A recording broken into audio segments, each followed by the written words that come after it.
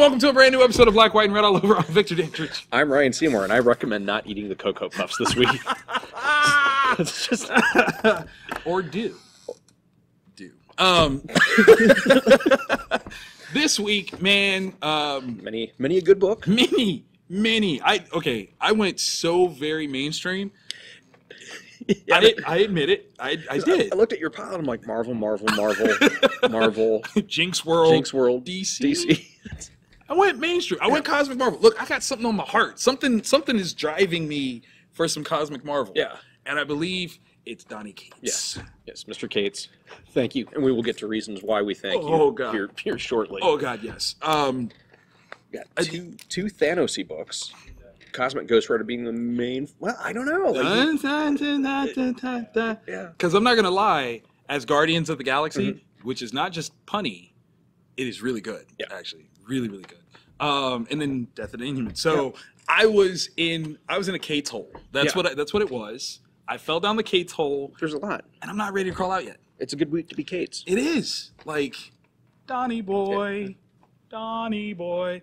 I just went with it, all right? Yeah. Just another hit added to the list that's coming out. When that track set hits, oh my god, lots of songs. All right. So somewhere Lionel Richie's like doing a like need to get Lionel Richie's drinking heavily. Like, please stop doing that. Just Drake, you aren't, okay? Drake, you aren't. So okay, do we have all the same here? Pretty close. Okay. We've got Cover. Yeah. And we've got Cosmic Ghost Rider, and then we diverge. I think you went Batman. I went did go Border Batman. Town. Oh, okay. Can we start with yours? Yeah. Let's go with you. Absolutely. One of the new Vertigo titles, Border Town. Sorry, I'm gonna butcher Take your time. Esquivel and Villalobos are the two good creators on it. Villalobos did the X-Men. Was it E for Extinction stuff? I think so. Okay. I'm pretty sure. I could be wrong about that. All right. So it takes place in Arizona. Okay. On the border between Mexico and the United States of America. Got you. There's plenty of racists there. Yeah. What? Really? I know. It's weird. It's weird. It's really weird. No, not by the border. That's like, where else would you go? So, I hate them over there, and I'm going to stay here so I can watch them. That's yeah. It's so simple when you put it that way. I mean, yeah, sure. So this kid who his parents, one is Irish in descent, one is Mexican in descent, ends up having to move to Arizona. Not really looking forward to it. Okay. And when he gets there, he kind of doesn't fit in immediately, or the first people that he gets along with think he's white. One of them is a white supremacist. Yeah. So which leads to a whole lot of other questions where the rest of the kids in the class are like, what's going on? Right. But all of this is taking place in a area where the veil between the supernatural underworld and our world kind of is very, very thin. Whoa. Wait. Okay. Real world politics. Yes. Suddenly now with a supernatural bent. Yeah.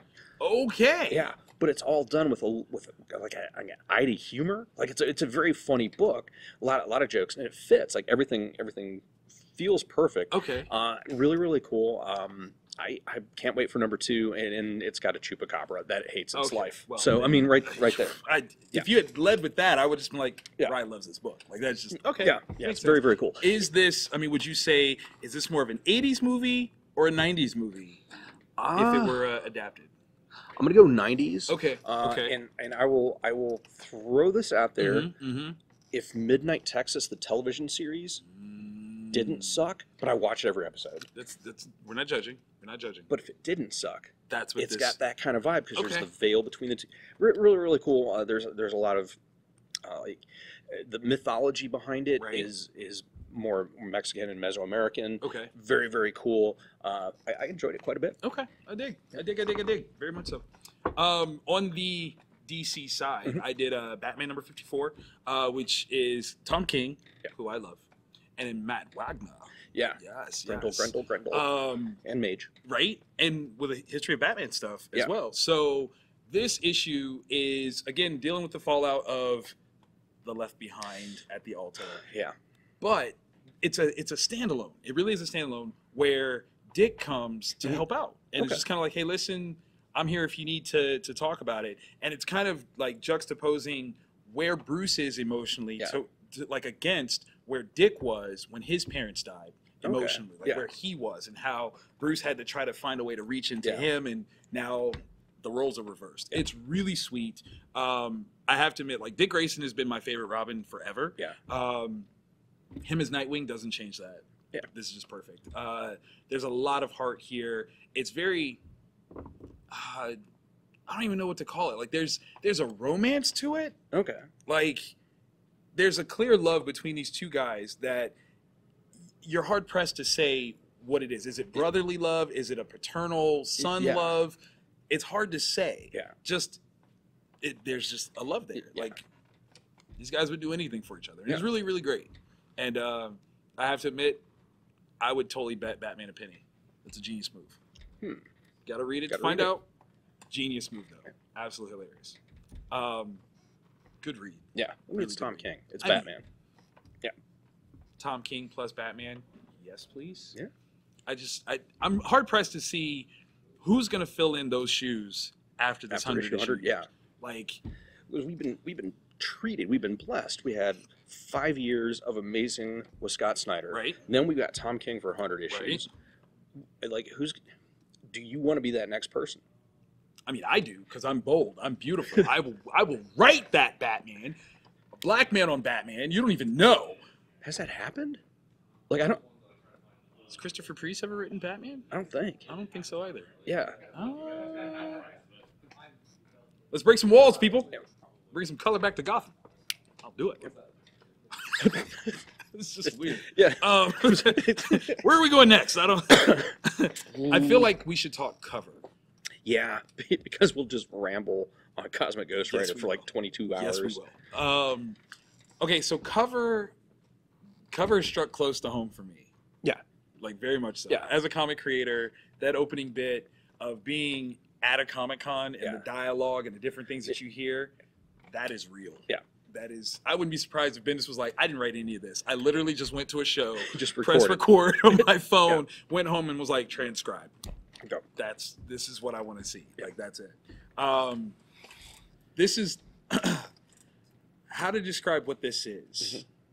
It is a slice of life book about a creator who is world renowned, but at the same time, an utter mystery to the general public.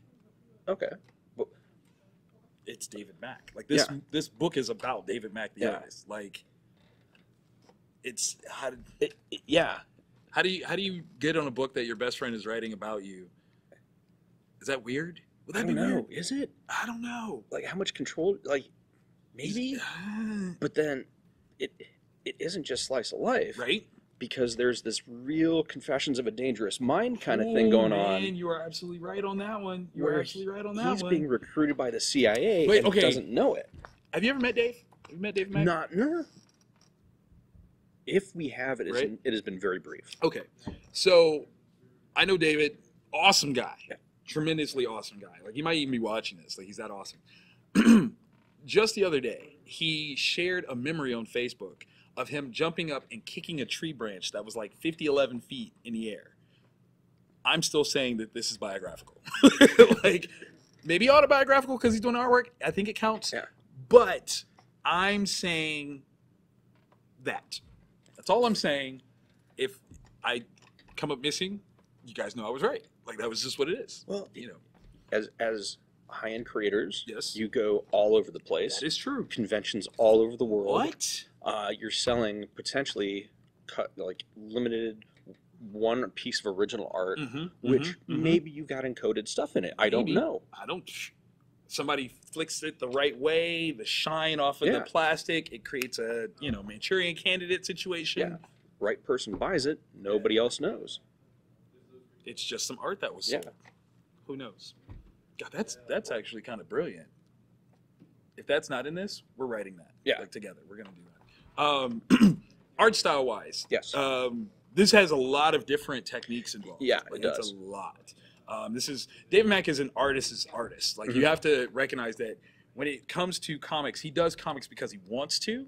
His main artistic flair is just art. Like, across the board, which is and he's all over Kabuki. It has Yes. that dreamlike quality. There's like the watercolors, Right. but then there's also the heavy lines. Yes.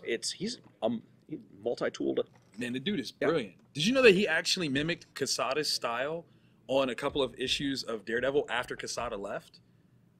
Like, if you go back, there's actual issues that look like Quesada did, Yeah. but it's actually David Mack because he was mimicking his style. It's like right when Bendis first took over. Oh, wow. That's what happened. Yeah. So David Mack literally is the truth. Like, he is an awesome guy, Ohio-born guy. Yeah. He's from Cincy area. He actually, like, here we actually had a Shadowbox did a live like retelling of sorts of Kabuki, which is, so obviously we love him. Yeah. Like, clearly, and we have love for you too, Brian. I mean, he's from Cleveland, Yeah. so Ohio guys, the heart of it all, and we're right here in the middle. Like, we're the bridge. Between Yeah, it's us. See how we just put ourselves in there? Mhm. That's perfect. so, Is this a book that you would give just to anybody? I feel like you It's a have to be of a toughie. certain readership quality. either this is tough because there are people that Right. don't read comics and that are vehemently against reading But I comics. think they would like I this. think they would dig it. I agree. I would almost say if you liked Chasing Amy, you'll like this. Yeah? It's a little bit more, I don't want to say mature. That's rude because I love Kevin Smith. I don't want to say like Chasing Amy was immature. Yeah. But this is a bit more of Refined. that kind of works. Yeah. That kinda works. Nuanced. I like that. There you go. Yeah, that's, I don't know though. I think if I got stood up that way, I would fight somebody though. I don't Yeah. lie about that. But what I love about it is he still doesn't know. Has no idea. As a reader, we don't know either. We don't know. He doesn't know. This is brilliant. Yeah. I'm probably gonna message Mac and be like, by the way, I love your book. Yeah. Like, I just want you to know that. Dude is prolific. Yeah. Absolutely prolific. I have to give Ben his credit though. To have Jinx World, he's working with the best of the best. Yeah. Like the creative teams that he basically built his career off of. Yeah. Bring it him on. back. Yeah, that's perfect. Yeah. Man, I gotta. As muy bueno. Yeah. Definitely that. It's that time. Now, if once, and I think I've probably said this in multiple episodes, yeah. if you told me, Yeah. like in the past, like Right. Ryan, 20-year-old Ryan, there's going to be a book Mm-hmm. that you're going to love Right. that has Frank Castle Right. as the cosmic ghost rider, Right. as a herald of Galactus. Right. No, you're You're stupid. You've got problems with your brain tissues. Like, I'm not gonna, there's no way I'm going to like this. And I would be wrong. Dead wrong, man. Yeah. Dead wrong. Shot in the face, dead wrong. Yeah. This book, where we ended, Yes. was with an iteration of the Guardians of the Galaxy, Yep. featuring, as we get officially introduced here. Yeah. We have Cable, Yes. older man Cable. Yeah. Slightly angrier. Yeah. Yeah. Which is good. We have Juggerduck? Is that what they, Juggerduck. which is Ducking Unstoppable Yeah. is the term. Ducking Unstoppable. Yeah. Juggerduck. Howard the Duck gets the Sidorak gem and becomes the Juggernaut. yeah, Jubilee. Yes. But what I love is it's just Jubilee. Jubilee. There's nothing. Yeah. You got Captain Marvel. Yeah. Which is Ms. Marvel. Ms. Marvel. All grown up. Yeah. But with Cap Shield. Yeah. Because she got that. Yeah. Because why not? And then it's Meccano Rocket. No. Iron Groot. Iron. Iron Groot. Now, what's funny is like when I first read that, I was like, well, that kind of sucks. That name sucks. Yeah. And then I said it out loud, and it's Iron Groot. And Yeah. you're like, Oh. okay. It's a play on, it's Rocket in Groot's body. Yeah. Like he's wearing body Groot's- armor. Yeah, that's. I mean, they were close. Yeah. I think that counts. Yeah. You know, Iron like, Groot. keep my Which is so brilliant. Like it is. It's so great. These guys show up because Frank has made a plan. His Yep. plan. And it's not a bad plan. It's not a bad plan. It just is a horrible plan. It's just the worst It's mistake any human being has ever absolutely made. wrong. Frank has gone back in time, Mhm. captured baby Thanos, Yeah. and has decided that I'm going to raise Thanos so that he is not the murdering SOB that we have known him to be. Yeah, give life and love a chance. Boom.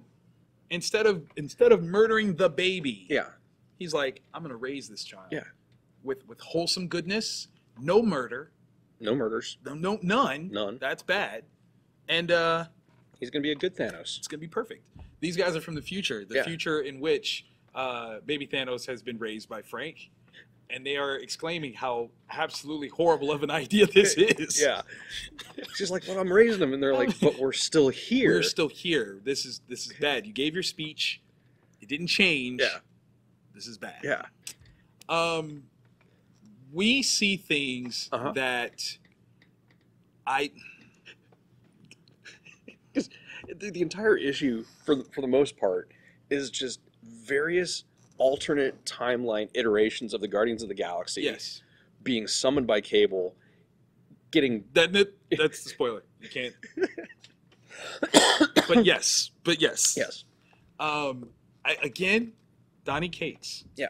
Is your writing process for this a bucket of ideas, and you just reach in, lay them out on the table, and just start picking? Okay, these two, and then this, and then okay, that's a team. Yeah. It has to be that. Like there's a level of random that just does not compute, and the notion that anybody has to actually turn this into visual representations of these wild ideas, hats off. Yeah. Hats off. And oh my gosh, the scenes of oh my god. in that last page. Oh. The last page, you either read Cosmic Ghost Rider first or last. And if you go first, you have to understand. It set the bar. Yeah. It set the bar. I read it first. I did. Oh my gosh, because that last page. That last page was perfect. But see, I followed it up right, and I did think you'd be proud of me. You'd be very proud of me. But that last page, oh my god. Oh my god. Yeah. That's probably the most terrifying image in the Marvel Universe. I'm telling you right now, Donny Cates has the perfect plan for staying in business because he keeps throwing out these ideas and people are like, well, what's that series? Yeah. I want to read that one. That's kind of cool. What would happen if you did that? Can I read that too? Oh. Yeah. Oh, because I pictured a certain person wearing that shirt, like in real life. Oh my god. Absolutely. Absolutely. That book. He's so much worse than he would have been. Of course he is. Yeah. Once you see that, you're like, oh yeah, that's bad. Yeah. That's really bad. Uatu is there the entire time this is happening, just like, someone must witness. It has to be me. It has to be me. Yeah, if you're not on this series, guys, do something great with yourselves. It's only 3 issues in. Yeah. Three, okay? Multiple print runs of the first couple issues. Yes. I don't think all of them are sold out, so you should be able to track some down. Right? It's the most fun I've had reading a Mad Titan book. Oh, and so my God. Go back, get the Thanos series that Cates wrote. Thanos wins. You know exactly where you're going. Yep. Then you get this. You'll be right. It's so good. Yeah. It's so good. Oh, my goodness. Okay, I think it's that time. It's that time. It's some time for honorable mentions. Okay, so I'm still stuck in my Marvel Cosmic place. Yes. I was in a place. I acknowledge this. Cates led the way. Yeah. Like a lot. I blame him. Yeah. You managed to go a little bit. Still somewhat cosmic. Yeah. Ethereal. DC's cosmic-y stuff. Yeah. Where would you like to go? Talk to me. Talk to me about Asgardians of the Galaxy, because don't mind if I do. I was worried that it was just going to be a cool name, right? But Cullen Bunn's writing it, so I had hope. Bunn writing Asgardians of the Galaxy. First of all, when you say that, if you don't giggle, you're doing it wrong. Yeah. Let me just run down the roster, if I may. We have the Destroyer. That's a thing. Angela. Yeah. Was a carryover from the Todd McFarlane. There's a lot of stuff there. Yeah. Valkyrie. Scourge. Yeah. So good. Oh god. Thunderstrike is back. It is Eric Masterson's son. Oh. Kevin. And Kevin has taken up the whole mantle, and it's great. But wait, we also have Throg. What? Is here. That's Thor Throg is actually Oh, in this piece too. And Throg is he's all about beating that tail. Throg is my hero. Literally just that combination. You're just like, this is dope. Like this is some of the dopest stuff I've ever seen. They are not directly associated with Guardians at all in terms of their mission. They are just a bunch of Asgardian, figures that have decided to go out on this quest to figure out some stuff. Yeah. It's a very Guardian-esque setup, just not involving Peter Quill or anybody like that. So I dig it. There is an association. There is a person familiar to the Guardians lineup in this, but Asgardians of the Galaxy, it's fun. It's good. Yeah. There's time bouncing, which is always great. I always like that. Yeah. Yeah. That's bueno. Yeah. Muy bueno. Muy. What else you got? Well, I went with another Vertigo title. Yeah. Dreaming #1. Okay. Simon Spurrier. He's okay. Here's the thing. Yeah. I loved it. Space. Okay. If you are not already well versed in the Sandman mythos and the dreaming, right, you are gonna have no idea what is happening, none whatsoever. But there's never a bad thing. Like if you pick up all 10 volumes of Sandman and read it, right, that's not a bad thing. That's not a bad thing. That's a good thing. Those are all iconic books that are going to be in the Hall of Fame if they aren't already. But this is really steeped in that mythology. Right. Sandman is gone from the dreaming. He's just disappeared. He's abdicated his throne. Okay. They're trying to hold everything together as it's falling apart. And there's this person that's able to bounce from dream to dream to dream, stealing stuff. Oh. And those are things that only Sandman could do. Right. So all the people there, Lucian and the rest of the crew, are trying to figure out who is this person, how are they doing it. Right. And it's I love it. But you got to know what's going on before you can know what's going on. Gotcha. That's the only stumbling block. Okay, I mean, I get that though. Like when you build on a universe as well established as Sandman is, because it's not like a new thing. Like Sandman's been around. Are we tiptoeing on 20 years? 20 plus? At least, yeah. Okay, so it's had a longevity Yeah. and a fan base that you have to cater with new material. Yeah. And it's got to be stuff that builds upon what was. Yeah. Can't, restart that because it's not going to be the same if you Right. restart You it. can't. You can't just can't. reboot You that. can't. Yeah, it's Neil Gaiman. Like, you Right. can't go back and out Neil. No. Like Okay, but wait, did you see about the guy that tried to do so on the interwebs? No. Oh my goodness. On Twitter, sorry, this is an aside, must happen. On Twitter, a guy tried to get at Neil about what his publishing history was. And he's like, look, when I got hired by DC, I hadn't written anything comic book wise. Yeah. I had a journalism background, and they Yeah. hired me because they knew I could hit a deadline. Yeah. This guy tries to come back with a screenshot that says, well, based on this comic database, this, and this came out before this book did. And he's like, yeah, they came out before this book was released, not before I got the job. And it was Yeah. like, sir, please don't do that to yourself. You did that to yourself. And now the whole internet knows you. Yeah. And not in a good way. Yeah. It can be screen grabbed. Oh, it was and shared. You are now a meme. You are a living meme. The dreaming makes fun of you. I am so sorry. I have to keep that. Like, there's a new level of the dreaming. It's called the detriment, and it's just you. It's like, you. That's Population. That's it. Yeah. I'm sorry. Sucks to be you, dude. I'm sorry. Do better though. Never try to challenge a man on his own. I know your history better than you do. No, son. Death of the Inhumans #3. Kate's, man, right? Yeah. Last issue ended with Vox slitting the throat of Black Bolt. Okay? Yeah. Y'all know that's my favorite character. You're just going to slice his throat and just, that's what you do. Okay. This is the fallout from that. Mm-hmm. Things are now different. Black Bolt has run out of things to say. Oh. He's run out of things to say. The Inhumans are at a place where they go to get some help. Mm-hmm. They go to get some help. I'm going to show you. I'm going to show you who they go to get for help. Oh, gee. Yeah. They have to tell him that Lockjaw is dead. And clearly he's not gonna take that kindly. Yeah. I feel bad for what Vox is about to get into right now. Yeah. I just can't even imagine the combination of the mighty Inhumans and that individual. Yeah. That's actually a lot of power. That's a lot of power. People sleep on that power. They do.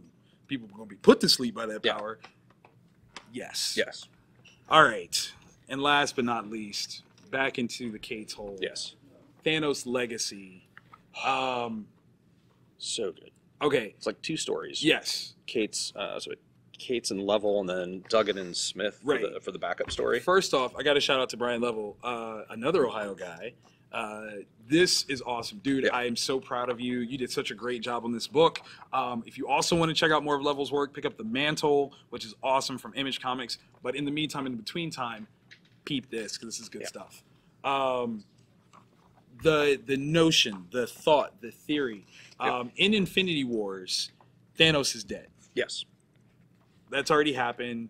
Requiem, who we now know as Gamora, killed him. Stab in the chest, cut off the head. And he went out like a chump. Like seemingly. Yeah, because that's not Thanos. That's not the Thanos. That's not the Thanos way. This is painting the picture that simmer down, children. Yeah. Simmer down. Thanos had a plan. Yeah. And in that plan, he's still Thanos. Yeah. Okay. You don't just. Yeah. You just don't. Like if anybody could sneak up behind Thanos and do that, he's not Thanos. Right. But now he knew things. He made preparations. Can I just say how great this absolutely is to have multiple like titles feeding into the same storyline? It's kind of like what Hickman did when Hickman was writing for Marvel. So he started off with I think he started with. Wasn't FF, was it? I think it was FF. I think he started with FF and then he got into Avengers and he did Infinity and like so there's all these different things that he weaved together. Yeah.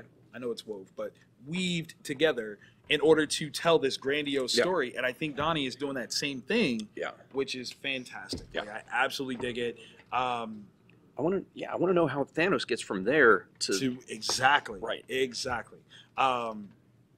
Our guy shows up in this one, which is a double dose, which is so good. I got to figure out like how all of this ties together. Yeah. Like that's just like the coolest thing. Oh my gosh, yeah. It's and then the touching backup story of a father's love. That's one way to call it. That's giving those little nuggets of wisdom that help a child grow from a child to an adult and functioning in society and functioning assassin.